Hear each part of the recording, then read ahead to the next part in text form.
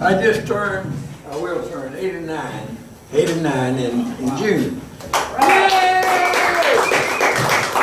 I want to share something with you. After hearing this beautiful music today, it's really beautiful. Just inspired me. But back when I was a boy, I studied.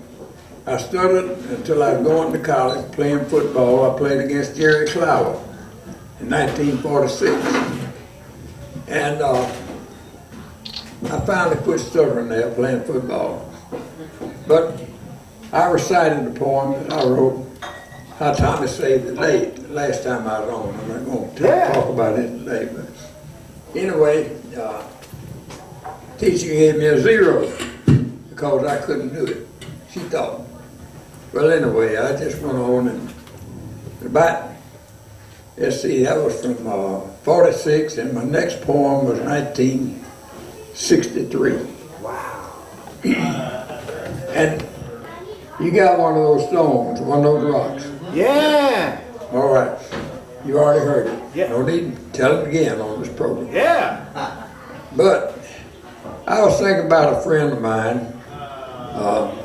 He's born in North Carolina, and he went to California, and he worked with the movies in the sets, making stage scenery. And he finally came back from there, and he went to Florida, and he opened up a snake farm. And he had a bypass the road, so he went broke, and he came to Yazoo City, Mississippi. And REA, that's an electric light company, he cut off his lights.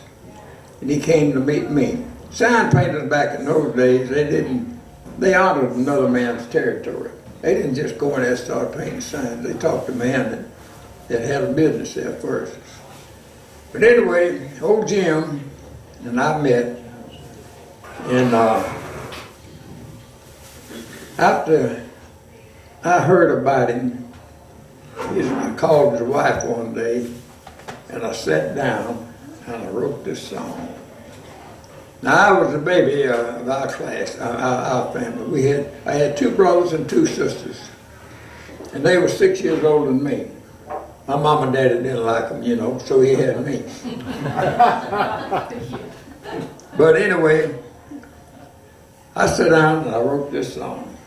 Old Jim and me. We're going to write this song and sing it on TV. Now, I can't sing, but I got a tune I wrote out on the piano. But I still can't sing. Think about it. I got one other thing to say about this. I was always trying to raise money, like that $1,000 you're talking about. But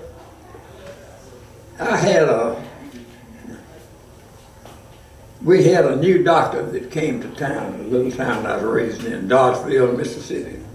And I'd been out playing marbles on the railroad track, and they won all my marbles, and Lord, what in the world am I going to do? I'm 10 years old, and I go to the Uncle Jim's store, who built an office for the doctor in the warehouse.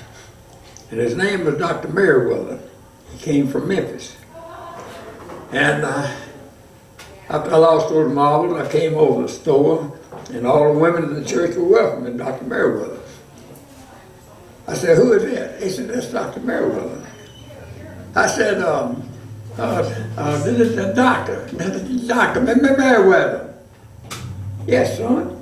I said, hey, have you ever seen the hoochie coochie? He says, no, I don't think so. I go right on into my hoochie coochie, you know. He gave me a dime. Gave me a dime. All right. Real quick, I thought he loved it. He just stopped me. The women were laughing. So I went out, got some marbles, went out, lost those, came back later. And I came up to him, and he was talking. I hollered, "Is that Dr. Merriweather?"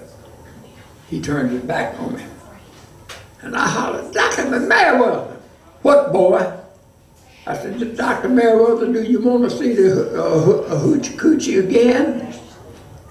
He says, no. I said, well, will you give me a dime not to do it? So I made another dime.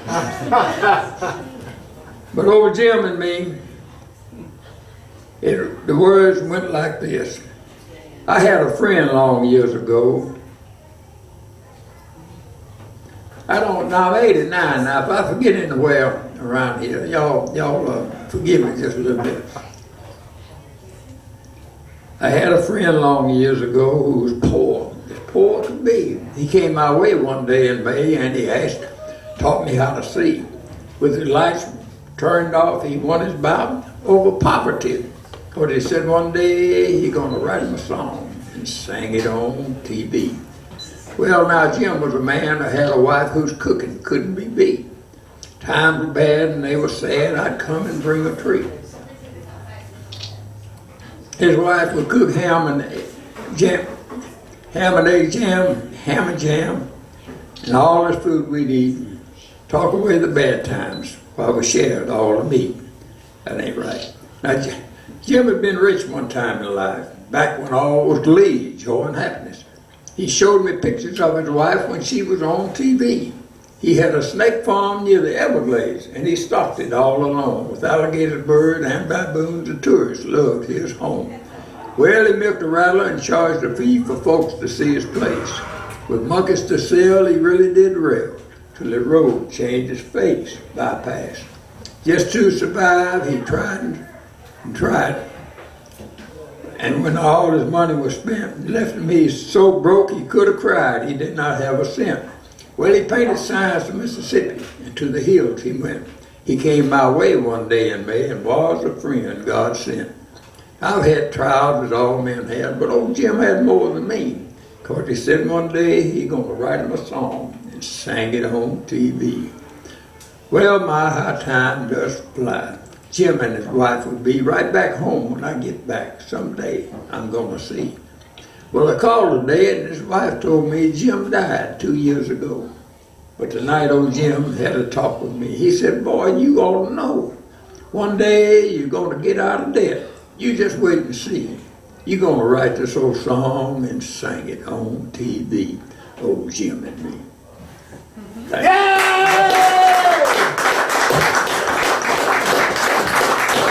How about that, now, Bob Coleman? So you were a sign painter down in Yazoo, Mississippi, and you were up here in Franklin. You would be doing some things over at the factory. You could do the calligraphy. Yeah, did names and calligraphy. Still do them. And so down in Yazoo, you got an art store down there, and Oh, we got a studio and gallery there in Yazoo City. cool. My wife and I. Now you're on Facebook, so our people can actually visit you. But my wife is an artist and a poet just like me, but not like mine. Hers are legit. All right. All right. Well, thank you so much for being here. It's great to have you here. Small world, and great to see you, Bob. Thank you, y'all. All right, how about a hand for Bob Coleman? All right.